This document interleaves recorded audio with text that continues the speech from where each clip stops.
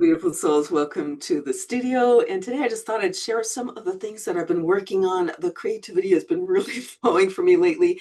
And as you can see, I've been really getting into sacred geometry. What I'm finding is when we start working with these geometric forms, it opens up all sorts of energy centers.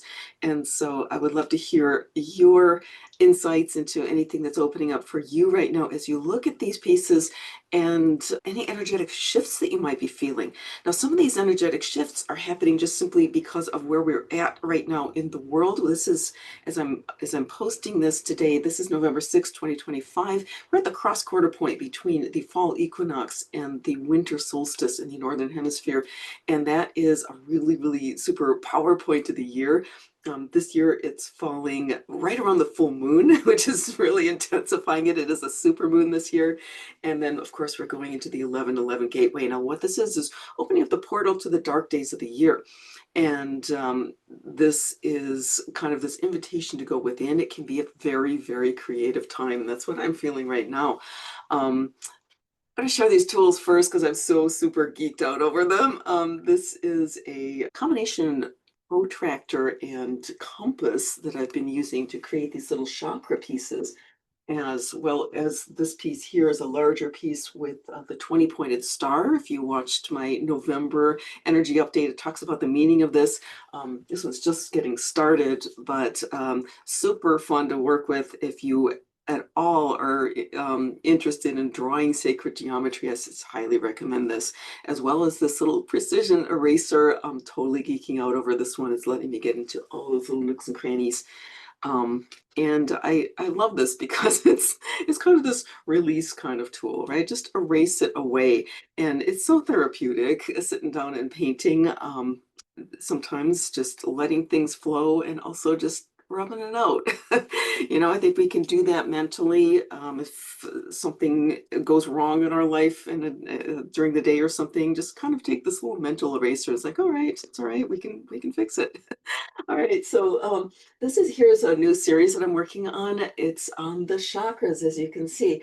And what I'm really finding is that when we start working with these symbols, just the act of sitting down and drawing and painting them by hand has a lot of power to it. It's something that, I don't know, if you are interested in a workshop at some point, it might be kind of fun to do. But I thought I'd just kind of show you each of these. This is the root chakra, Muladhara. And it represents this, of course, this lower energy center that is all about stability and grounding and belonging. One thing that really has been striking me about working with these symbols, that just working with them has broadened my consciousness, is that I usually used to think of some of these chakras like as chakras as alternating masculine and feminine. And I know that it's a pretty common thing that it's like some of the root and the solar plexus chakra and the throat are considered more masculine or yang energy, whereas things like the sacral center and the heart and the third eye are considered more feminine or yin. But what these symbols are showing me is that it's not that cut and dry, right?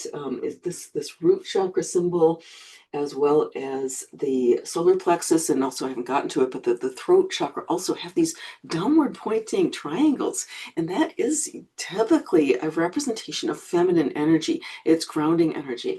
And so even though these are in what's often considered masculine chakras, yang chakras, we have this feminine energy that's embedded into the symbol. Okay, so it's really helping me to feel more integrated with this masculine feminine and feel the power of the feminine, right? Especially when it comes to a little bit more being in the world kind of activities, right? When we feel into our feminine sides, it's not all flowy. Sometimes it's very grounded and kind of matter of fact. And if you think about it, being in this yin kind of aspect often leads us to stillness, which can lead us to a very grounded presence in the world. And I feel like that's something that we can all benefit from right now, just tuning into the sacred power of the feminine to come to stillness and hold her ground, right?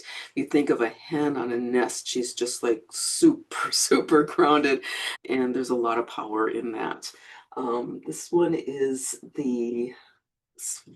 let me see if I can pronounce this, Svadhisthana chakra, the sacral. And I love how the symbol incorporates this crescent moon. It felt like super fun to do all this flowing stuff around it. And by the way, this um, I don't usually use black. Black isn't a color that I'm usually drawn to, but I just got this new watercolor from Daniel Smith. It is called Bloodstone, Genuine Bloodstone, and it really is the crystal bloodstone.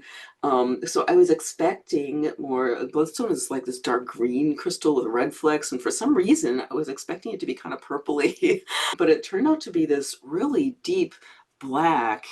And what I really love about it is that it is super granulating. So it has all these, like the crystal just kind of separates out. And if you've ever watched like a river bank where the water flows and it deposits all the particles and little pieces of sand and stuff, and it creates these amazing patterns. That's what this paint is doing. And I'm loving how just the blackness um, really um, creates this contrast with the bright colors of the chakras.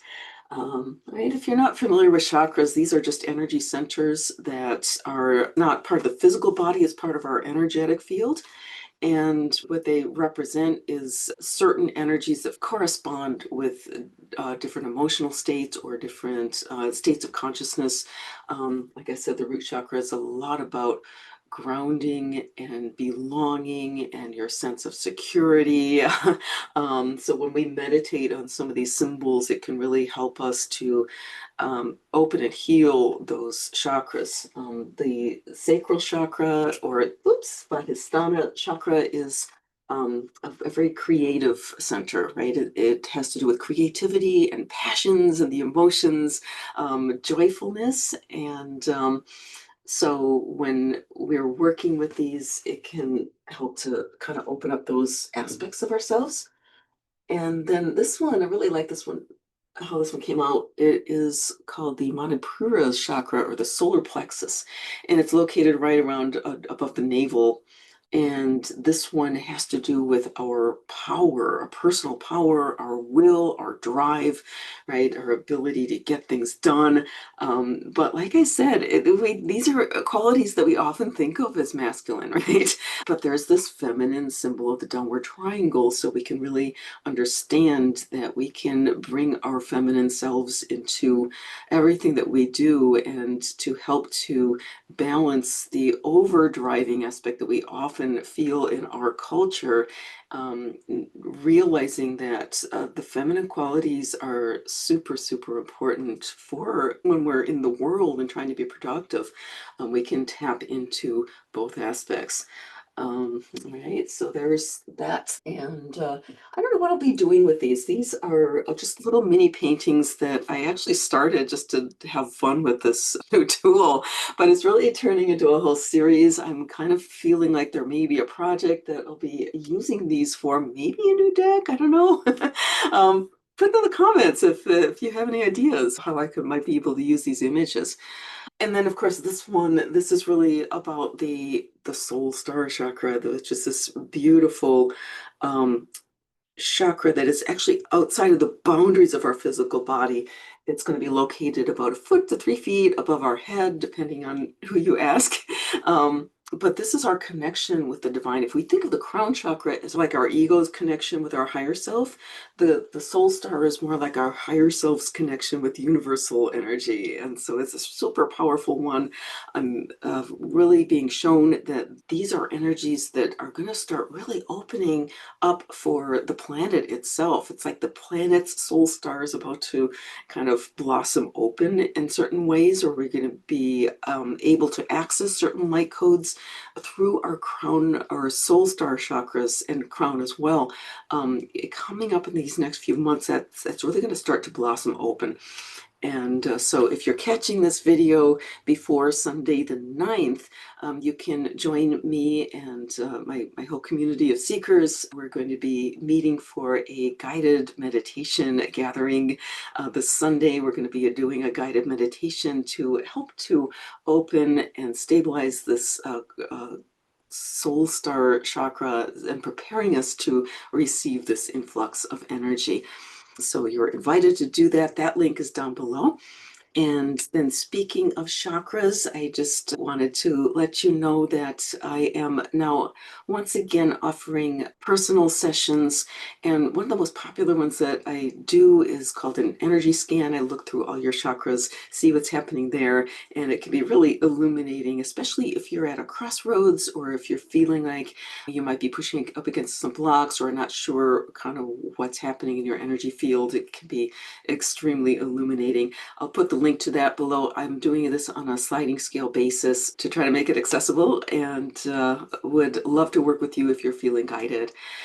All right. So have a wonderful, wonderful week as we move into the 11/11. Sending you all my love. And remember, you were born to be free.